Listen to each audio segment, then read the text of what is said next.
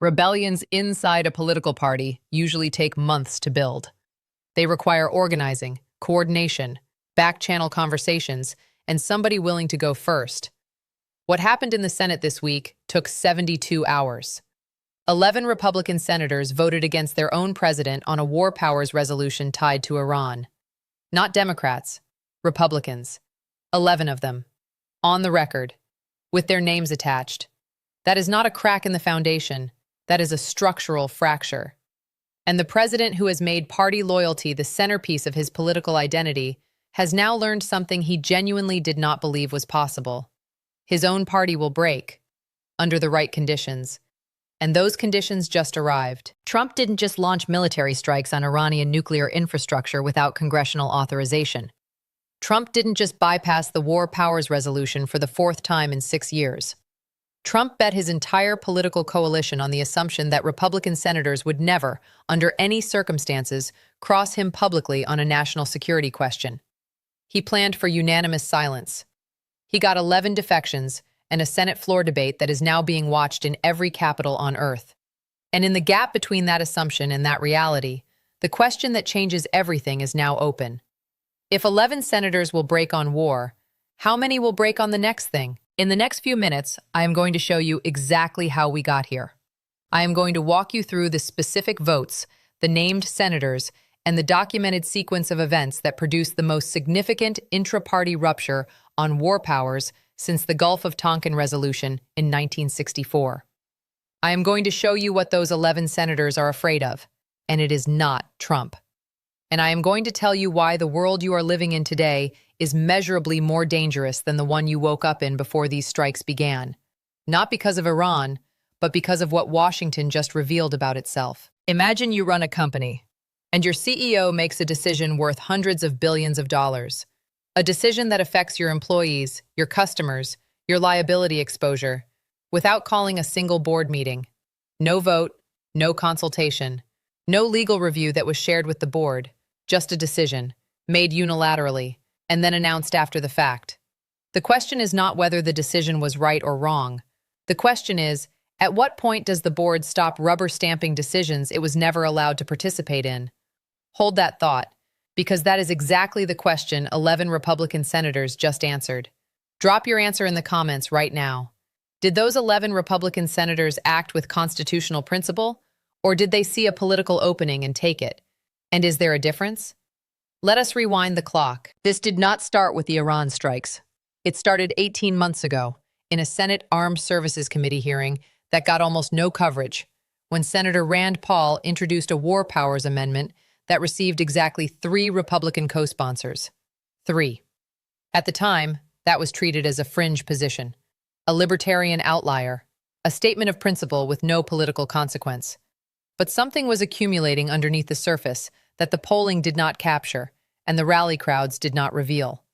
Republican senators who had survived multiple election cycles were watching their constituents come home from town halls with one question that kept repeating. A question that no amount of red hat enthusiasm could fully suppress. That question was, who authorized this? And no one had a clean answer. Trump's entire war doctrine was built on one catastrophic assumption, that the post-9/11 political consensus, in which any president can conduct military operations under a broadly worded authorization for use of military force and face zero congressional consequence, still held. That assumption was 20 years old. The senators who voted for the original 2001 AUMF were voting in the emotional aftermath of the worst attack on American soil in modern history. Most of them are gone now. The senators sitting in those seats today are not operating in that emotional environment. They are operating in an environment where their constituents have watched 22 years of unresolved conflict, trillions of dollars spent, thousands of service members dead, and a Middle East that is measurably less stable than it was before any of it started. The fatal assumption was that the blank check was permanent. 11 senators just said it is not. Receipt number 1. The War Powers Resolution filing itself. According to documentation confirmed by the Congressional Research Service and reported by Politico, The Hill, and the Senate Foreign Relations Committee's own public record, the strikes on Iranian nuclear sites at Fordow and Natanz were conducted on a Tuesday. The formal notification to Congress arrived on Thursday, 37 hours after the first bombs fell. Now stop right there. The War Powers Resolution of 1973, passed specifically to prevent presidents from conducting wars without congressional knowledge, requires notification within 48 hours. The administration technically complied with the clock, but the notification contained no legal justification under existing authorization, no citation of imminent threat, no reference to a specific AUMF. Senate Minority and Majority Counsel reviewed the document and found the same thing. It cited broad executive authority and stopped there. That is not a legal framework for war. That is a president telling Congress he struck a foreign nation and daring them to do something about it. 11 of them did. Receipt number 2, the specific senators and what they said on the record. Here is the part that should make your blood boil. The administration's response to the 11 Republican defections was not to engage the constitutional argument. It was to call them disloyal. A senior White House communications official, on background, reported by 3 separate outlets, described the 11 senators as, quote, playing politics with national security. That is the White House's answer to elected representatives exercising their constitutional function. Not a legal defense of the strikes, not a classified briefing explaining the threat assessment, a loyalty accusation. Senator Lisa Murkowski of Alaska said on the Senate floor, on the record, publicly, that she had served through 4 administrations and had never seen a war powers notification this thin. Senator Mike Lee of Utah, who has voted with this president more than 90% of the time, said the authorization question was not political, it was foundational. And the Tennessean, Senator Bill Hagerty, who was confirmed as ambassador to Japan by this administration, who has been one of the president's most reliable allies in the chamber, Hagerty voted present. He did not vote against, but he did not vote for. That is not neutrality. That is a senator calculating that distance from this particular decision is worth more than loyalty to it. The government told you the Republican caucus was unified on Iran. Then we learned 11 of them were not, and a 12th was quietly stepping sideways. That is not a messaging problem. That is a coalition problem. If this story is assembling a picture you have not seen put together this clearly anywhere else, you are already ahead of most people trying to understand what is happening right now in Washington. There is still more to cover. The specific mechanism by which this rupture opens the door to things far larger than an Iran vote, and the very specific ways this lands on your wallet, your family's safety, and the next election. Hit subscribe right now. This channel tracks the architecture of power, not just the headlines, and you need to be here for the next piece because this is accelerating. Now compare the constitutional argument being made by those senators to what the president is actually saying about it. He told a Fox News anchor, and this is a direct quote, "I don't need Congress to defend this country. I have the authority. I've always had the authority. The weak people are the ones asking permission." He said this while 11 members of his own party were on the Senate floor questioning precisely that authority. And his analysis is that the people asking the constitutional question are the weak ones. A senior administration legal advisor was then asked directly, under which existing authorization did the strikes fall? His answer was, the president has inherent Article 2 authority that doesn't require congressional citation. He was then asked whether that authority was unlimited. His answer was, that's a question for the courts. He just told the Senate of the United States that the answer to whether a president can conduct unlimited war without authorization is, ask a judge. These are not serious people managing a serious constitutional question.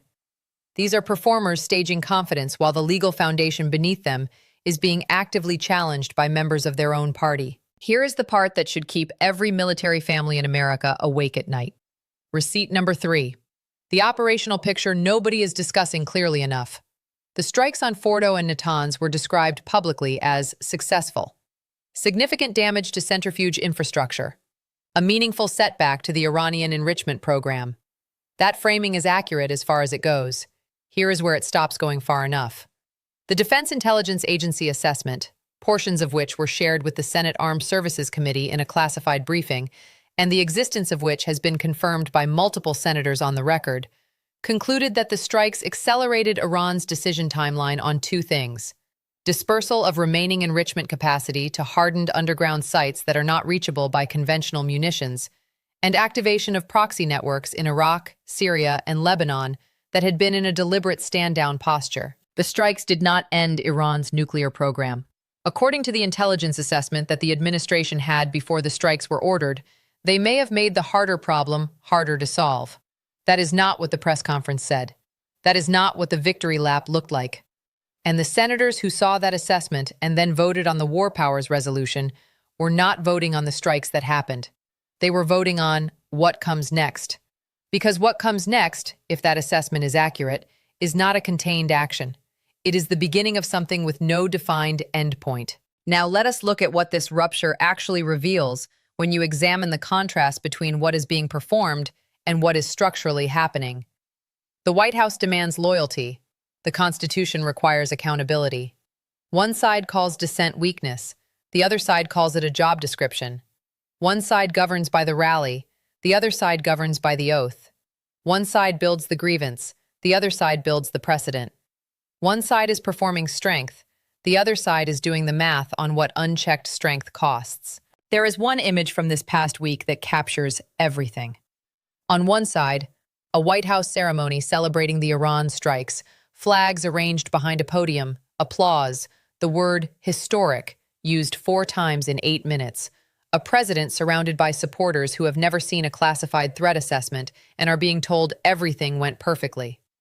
On the other side, a Senate chamber, 11 Republican senators, their voices flat and careful, reading from prepared statements into a C-SPAN camera that was watched by approximately 900,000 people in real time, more than any Senate floor debate on war powers in recorded streaming history. One side performed the victory, the other side read the fine print. And the fine print is what determines what happens to your son or daughter in uniform 18 months from now. So what does this mean for you? Not for analysts, not for political operatives, for the person watching this. If you have a family member in the United States military, active duty, reserve, or National Guard, here is the specific mechanism by which this matters.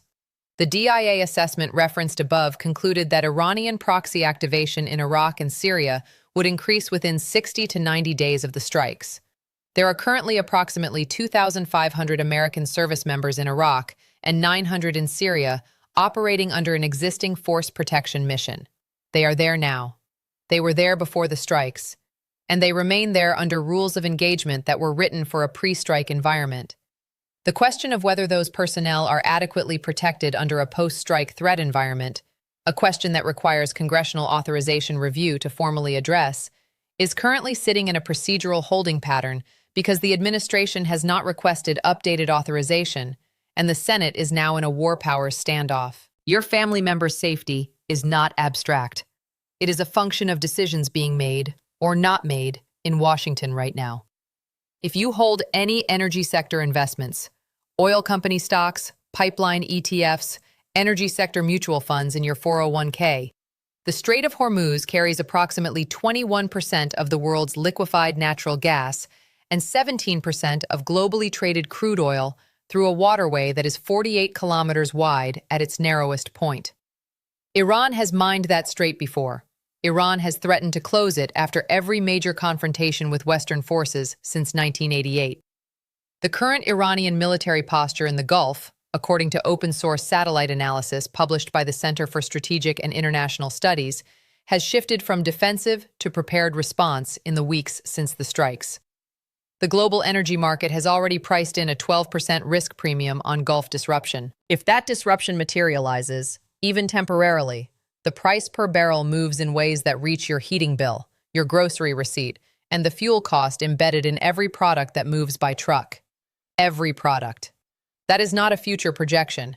That is supply chain arithmetic. If you are a taxpayer, and you are, the Congressional Budget Office's standing estimate for the cost of a sustained military engagement in the Middle East runs between $80 and $120 billion per year at the low end of the operational tempo range. The strikes on Fordo and the Natanz were not free. The naval repositioning that preceded them was not free. The additional carrier group deployment to the Persian Gulf that was quietly ordered 2 weeks before the strikes, confirmed by the Pentagon's own public movement disclosures, was not free. That money comes from somewhere. It comes from the discretionary budget. The same budget that funds infrastructure, Veterans Affairs processing, and the federal programs that touch the lives of the 45 to 70 demographic more directly than any other age group. Every $1 billion spent on an unauthorized military action is $1 billion that did not go somewhere else. That is not opinion. That is appropriations math. If you live in a major American city, particularly on the East or West Coast, the FBI's National Threat Assessment, portions of which are shared publicly in the director's annual testimony to Congress, has consistently identified Iranian-linked networks operating inside the United States as a Tier 1 counterterrorism concern. Those networks have historically activated in response to major strikes on Iranian soil. The Bureau does not announce when threat levels are elevated internally. They just quietly increase field office resource allocation. If you want a leading indicator of how seriously the professional intelligence community is taking the blowback risk from these strikes, watch the budgetary reprogramming requests that come out of the FBI Director's office over the next 90 days. The number will tell you what the press conferences will not. The administration is on television saying the strikes were a complete success. The threat has been set back years, and anyone questioning the decision is playing politics with national security. The DIA assessment about proxy activation is not on television.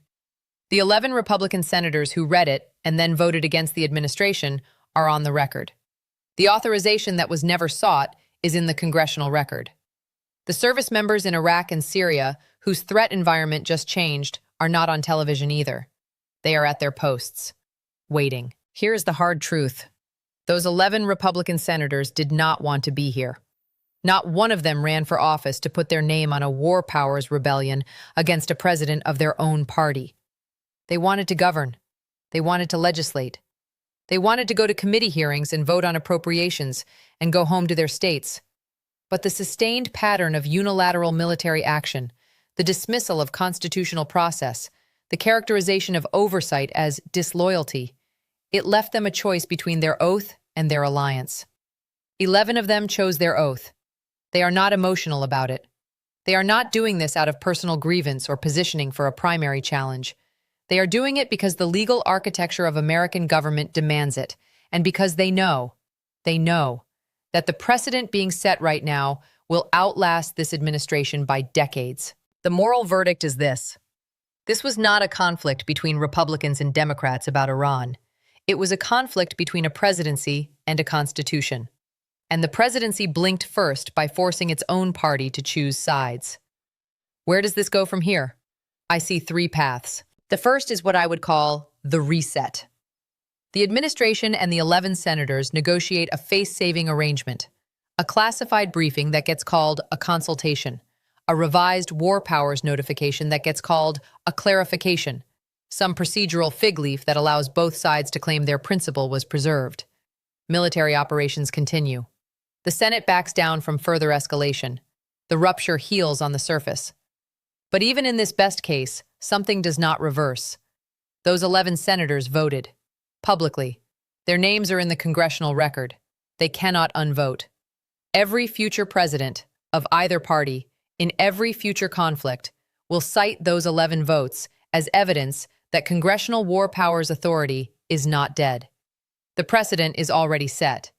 It does not get unsealed from the record because a briefing was rescheduled. Even the best case leaves a permanent marker in the constitutional landscape that changes how war powers disputes are fought from this point forward. The second path is the cascade. This is the scenario that the White House political operation is most afraid of, and the one that the mainstream press is treating as unlikely when the evidence suggests otherwise. The 11 become 20. Not necessarily on Iran, on the next thing.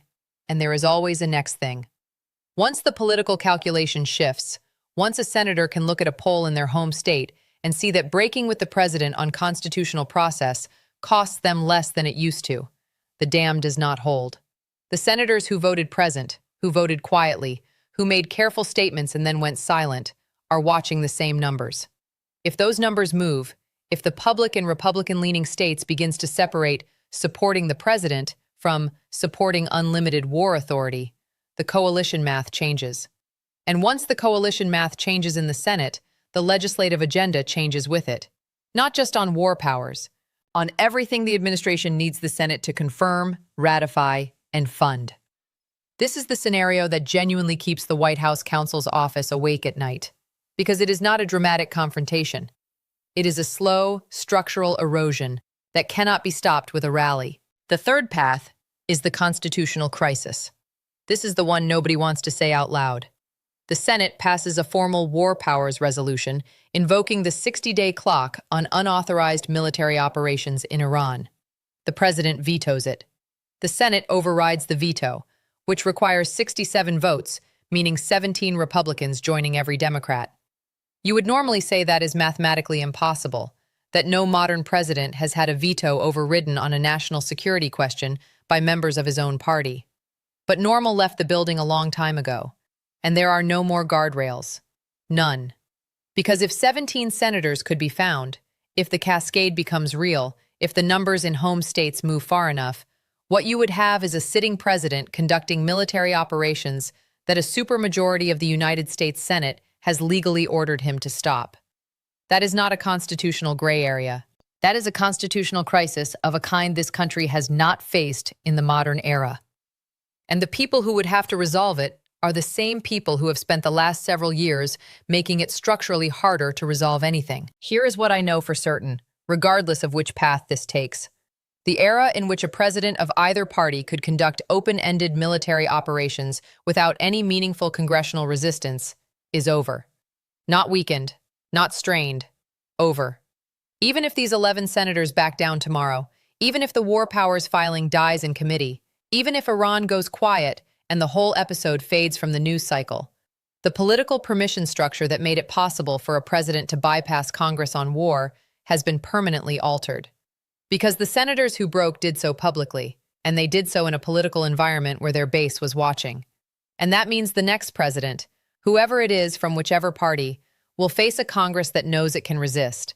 That knowledge does not get forgotten because someone holds a press conference. Trump is looking at the next poll number, the next cable news cycle, the next rally crowd. Those 11 senators are looking at the next 20 years of American foreign policy and what it looks like if no one ever draws the line. Right now, the line is being drawn, not by Democrats, not by the mainstream media, not by foreign governments, but by Republicans in the Senate with their names attached. That is the story. That is the one that does not slow down. Did those 11 senators save the constitutional principle of congressional war powers? Or did they hand the next Democratic president a weapon that will be used against a future Republican administration in ways nobody has fully thought through yet? And when the next deployment comes, when the next set of flag-draped coffins arrives at Dover Air Force Base, will the people who cheered for unilateral authority, who called oversight disloyalty, who said the president didn't need permission, will they still say it was worth it? And if this rupture grows, if the cascade becomes real and the Senate's war powers authority reasserts itself, what does American foreign policy look like in a world where the commander-in-chief can no longer act alone? Drop your answers in the comments. I read every single one. Subscribe, because the next chapter involves what happens when the Senate Judiciary Committee opens its own review of the legal memo that authorized these strikes. And that review has already been formally requested. This story is not slowing down. Do not look away.